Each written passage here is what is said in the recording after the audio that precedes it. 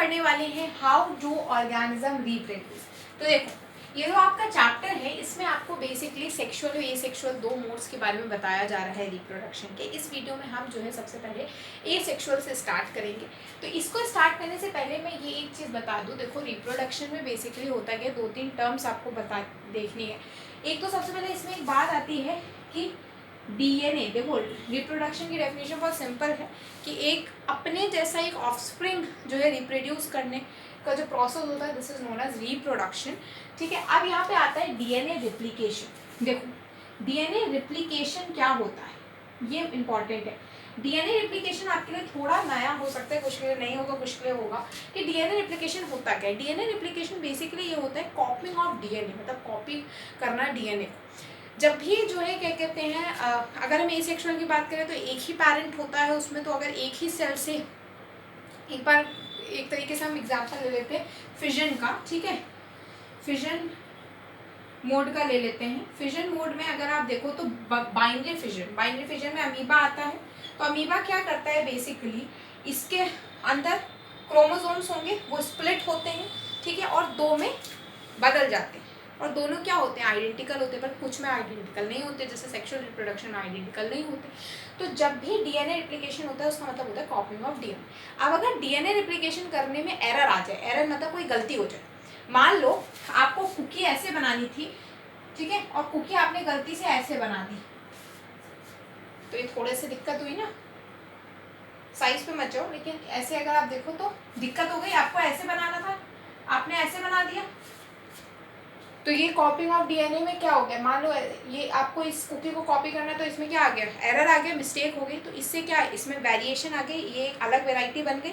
तो उसी को आप अगर एरर आ जाए, इसमें कहीं पे एरर आ जाए तो उसे आप क्या बोलते हो, वेरिएशन।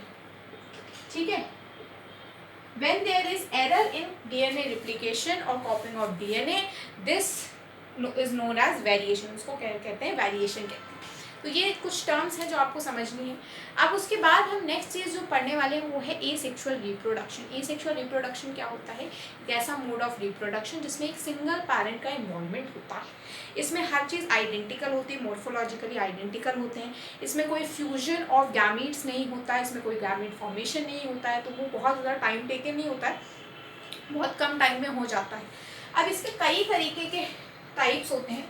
आज हम जो सिर्फ पढ़ने वाले हैं वो है आपका फिजन। फिजन मतलब बाइनरी फिजन और मल्टीपल फिजन। अब देखो इनके एग्जांपल्स इंपॉर्टेंट हैं, ये मैं ज़रूर कहूँगी कि फिजन में ये जितने भी एसेक्सुअल मोड है उसमें वेजिटेटिव प्रोपोगेशन की पहले स्पोर फॉर्मेशन तक जितने उनके सबके एग्जाम्पल ज़रूर आपको ध्यान होने चाहिए। फिजन में सबसे पहले आता है बाइनरी फिजन। देखो फिजन क्या होता है, बेसिकली जब भी कोई एक, मान लो ये कुकी का एग्जाम्पल, इस कुकी को दो में स्प्लिट कर दो, दो अलग अलग ऑर्गेनिज्म अगर बन जाते, ये एक सेल है, मान लो सेल मान लेते हैं, ठीक है, ये एक सेल है, सेल दो डॉटर सेल्स में बदल गया, मतलब दो अलग अलग चीज़ें बन गई। कैसे हुआ, स्प्लिट हो गए। तो स्प्लिट होकर के जब दो या दो से ज़्यादा ऑर्गेनिज्म, दो से ज़्यादा इंडिविजुअल, दो या दो से ज़्यादा इंडिविजुअल्स बनते हैं, then it is known as fission. जब दो बनते हैं तो उसे बाइनरी बोलते हैं। जब दो से ज़्यादा बनते हैं, हमने बोला दो या दो से ज़्यादा, तो जब दो बनेंगे तो बाइनरी, जब दो से ज़्यादा बनेंगे तो मल्टीपल। बाइनरी के एग्जाम्पल्स आपको ध्यान रखने हैं, अमीबा, पैरामीशियम, लेहमेनिया। लेहमेनिया आपको याद रखना है लॉन्गिट्यूडनल करता है, ठीक है। अब इसके बाद बात करते हैं मल्टीपल फिजन। अच्छा, लॉन्गिट्यूडनल का क्या मतलब है, जैसे कि ये आपका लेहमेनिया है तो ये ऐसे स्प्लिट होता है सीधे, ठीक है, इसे आप बोलते हो बाइनरी। अब बात करते हैं मल्टीपल।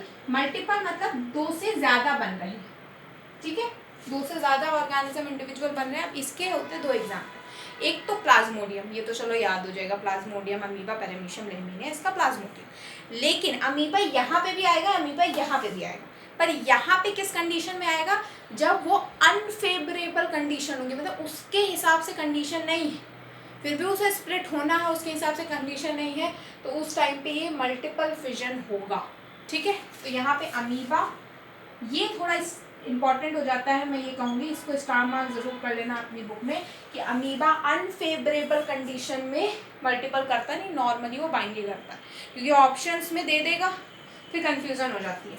और प्लाज्मोडियम, प्लाज्मोडियम तो ऐसे याद हो जाएगा।